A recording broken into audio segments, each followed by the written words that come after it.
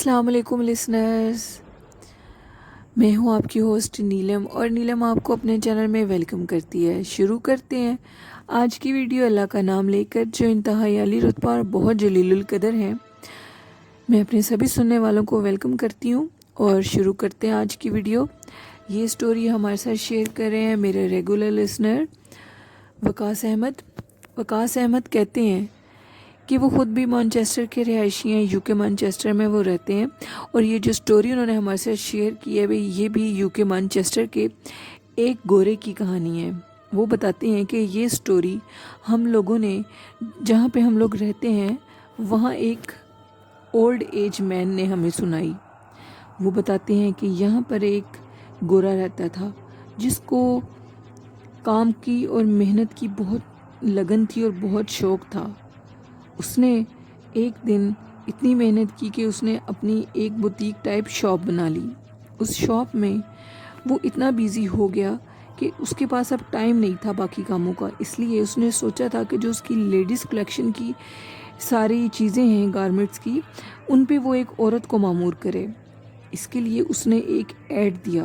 اس add کو سن کے کافی زیادہ لیڈیز نے ان کے ساتھ رابطہ کیا، لیکن ان میں سے ان کو اس گورے کو ایک ہی عورت اچھی لگی جو کافی ایماندار اور محنتی لگ رہی تھی، جو کہ بالکل بھی لالچی نہیں تھی۔ انہوں نے اس کو اپنے کام کے لیے رکھ لیا۔ اب ان کی شاپ بہت اچھے سے چل رہی تھی، لوگ بہت زیادہ خریداری کرتے تھے، اور وہ جو عورت تھی اس کے جاننے والے بھی بہت زیادہ آ کر اس شاپ سے خریداری کرتے تھے، عورتیں بھی اور مرد بھی۔ اس پہ وہ گورا بہت زیادہ خوش تھا کہ میری شاپ بہت اچھے سے چل رہی ہے، اور وہ جو عورت تھی وہ بہت زیادہ ایماندار تھی۔ اس پہ بھی گورا بہت زیادہ خوش تھا، اور اسی طرح زندگی گزر رہی تھی۔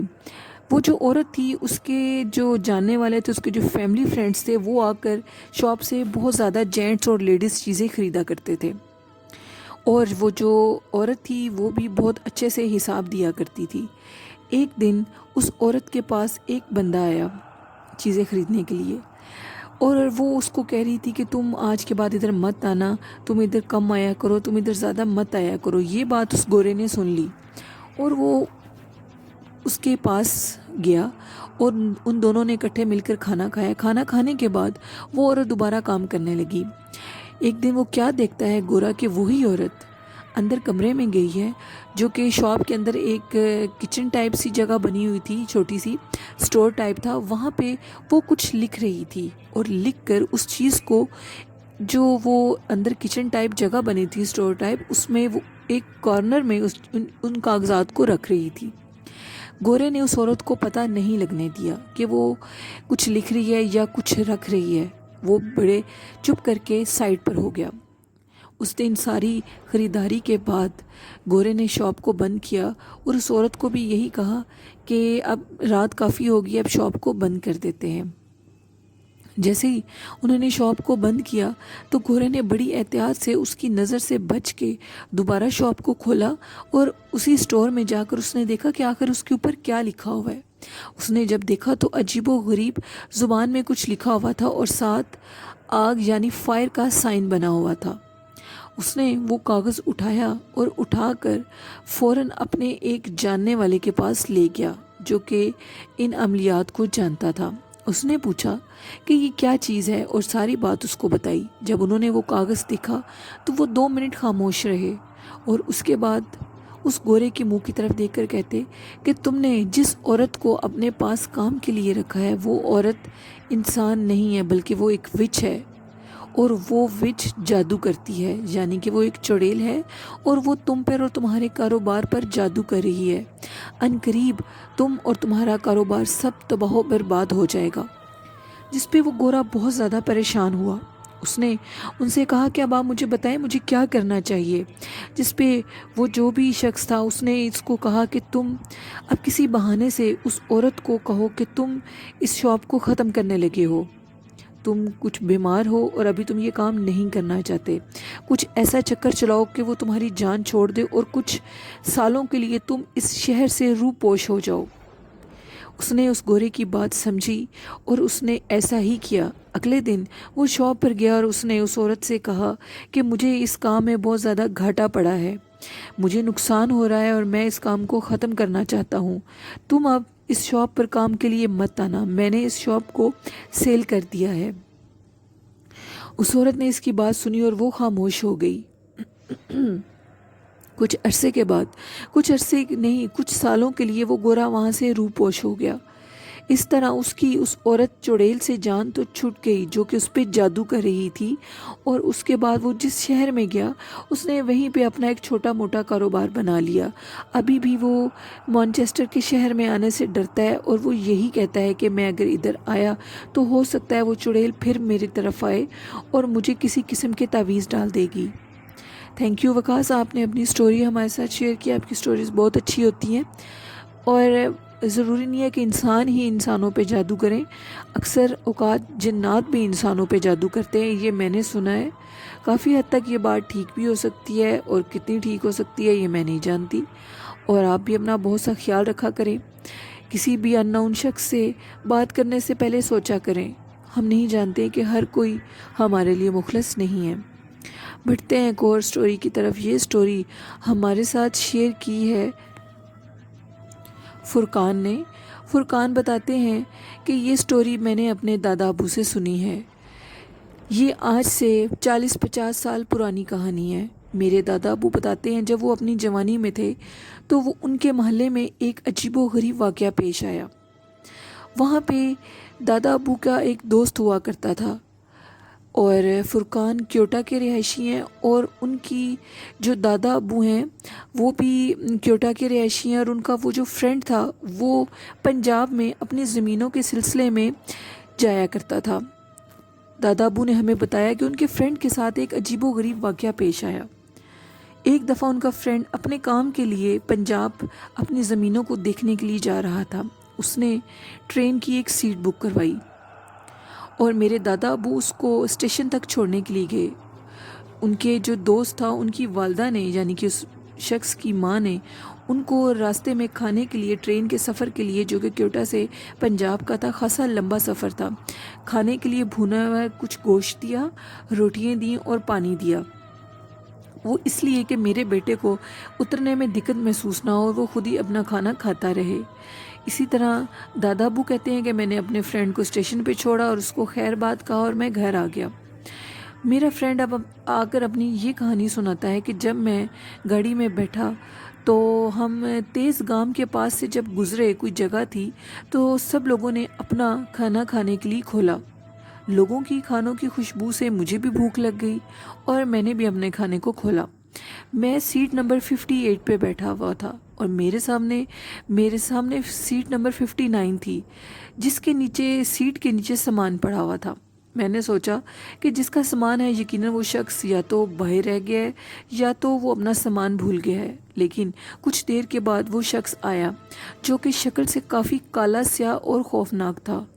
جو اس نے اینک لگائی ہوئی تھی اس سے وہ زیادہ خوفناک لگ رہا تھا. وہ آ کر میرے سامنے بیٹھ گیا. میں اب اپنے کھانے کو کھا رہا تھا کہ اچانک سے میں نے اس کی شکل دیکھی اور مجھے اچھا نہیں لگا کہ باقی سب لوگ کھانا کھا رہے ہیں اور یہ خاموش ہے. میں نے اس کو اپنے پاس سے ایک بھونا ہوا لیگ پیس دیا اور ساتھ ایک روٹی دی. اس نے بڑے خوشی میرے کھانے کو قبول کر لیا. تھوڑی دیر کے بعد اس نے اپنے کھانے کا باکس کھولا تو وہ بھی گوشت کھا رہا تھا. اس نے اپنا کھانا اور آدھی روٹی مجھے اپنے کھانے میں سے دی. میں نے بھی اس کے کھانے کو قبول کر لیا. اس کا کھانا ذائقے میں تو بہت زیادہ لذیذ تھا، لیکن اچانک سے میرے منہ میں ایک عجیب و غریب سخت سی چیز آئی. جب میں نے اس چیز کو باہر نکال کر دیکھا تو وہ چیز انسانی گوشت کی یعنی کہ انسان کی فنگر تھی. میں نے جب اس کو غور سے دیکھا تو وہ واقعی ہی انسان کی انگلی تھی. مجھے بہت زیادہ کراہت آئی اور مجھے وامٹنگ ہونے لگی. میں نے خیر بہت مشکل سے اپنی وامٹنگ کو روکا اور میں نے اس شخص کو دیکھ کر میں بہت زیادہ خوفزدہ ہو گیا کہ نہ جانے یہ کیا چیز ہے. لیکن وہ شخص ٹس سے مس نہیں ہو رہا تھا اور مسلسل کھانا کھا رہا تھا. وہ میری طرف دھیان نہیں دے رہا تھا. میں نے اب اپنا پانی پینے کے لیے نکالا تو میرے پانی کا رنگ سرخ ہو چکا تھا. میں بہت زیادہ خوفزدہ تھا.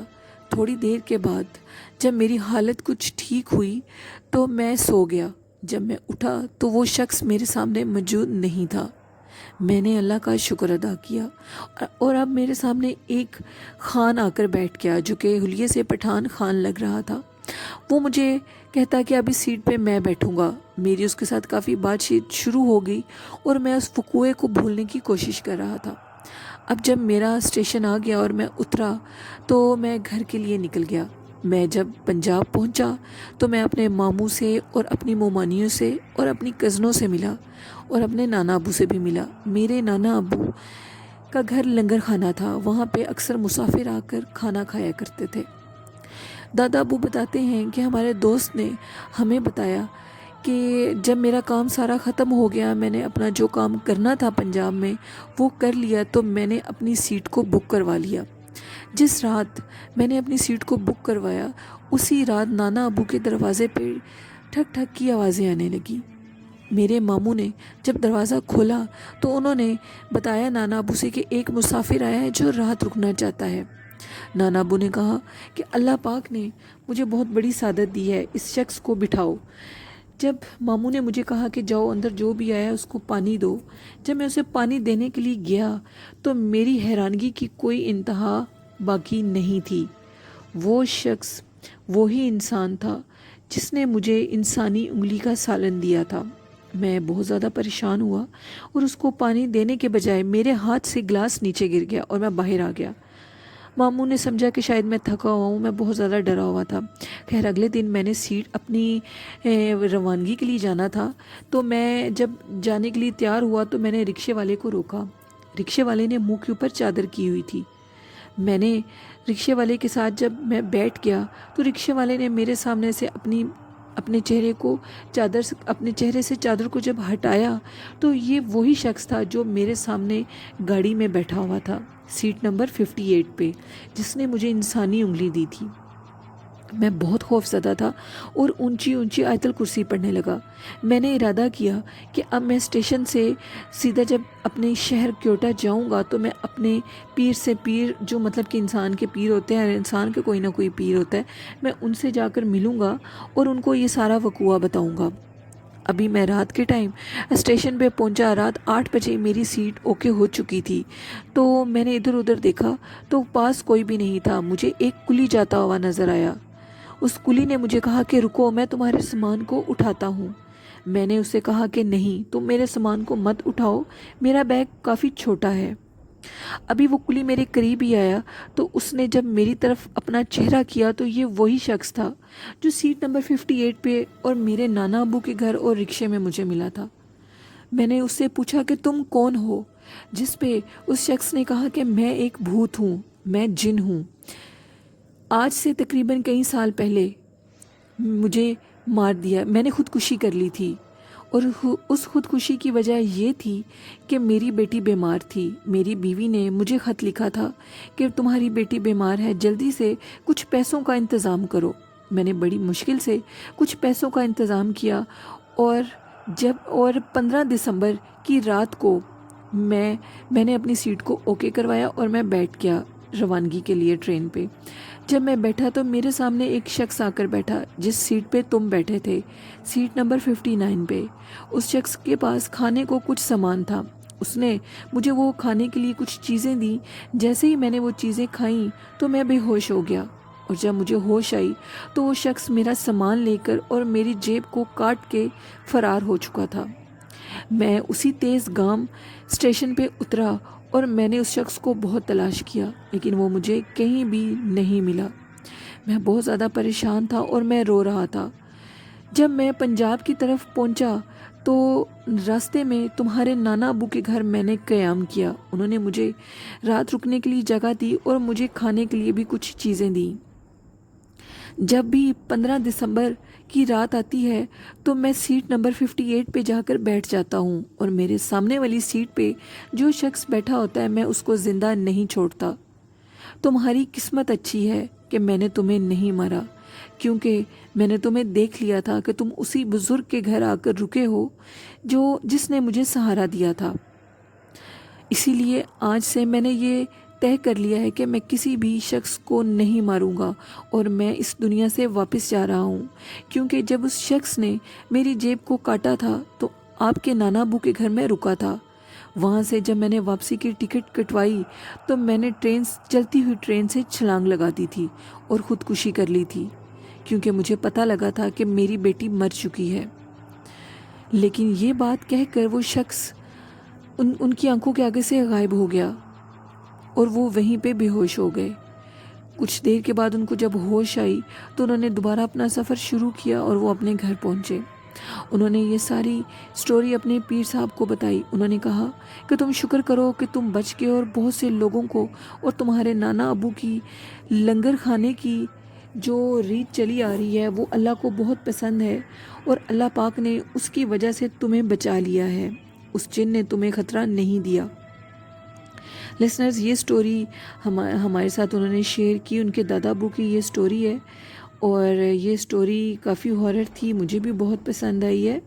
اور فرقان بتاتے ہیں کہ آپ کو میری سٹوری کیسی لگی ہے، آپ کے لسنرز ضرور فیڈ بیک دیں۔ تو فرقان، ہمارے لسنرز کو اگر آپ کی سٹوری اچھی لگی تو وہ اپنا فیڈ بیک ضرور دیں گے، اور ہمیں آپ کی سٹوری بہت اچھی لگی ہے۔ Thank you very much. اور لسنرز، آپ بھی اپنی سٹوریز ہمارے ساتھ شیئر کر سکتے ہیں ہمارے ای میل آئی ڈی پہ، اور ہم لوگوں کا فیس بک پہ پیج ہے جنات کے قصے، ادھر بھی ہمیں فالو کیجیے، اور اپنی سٹوریز ہمارے فیس بک آئی ڈی نیلم وگ پہ آپ میسنجر پہ شیئر کر سکتے ہیں۔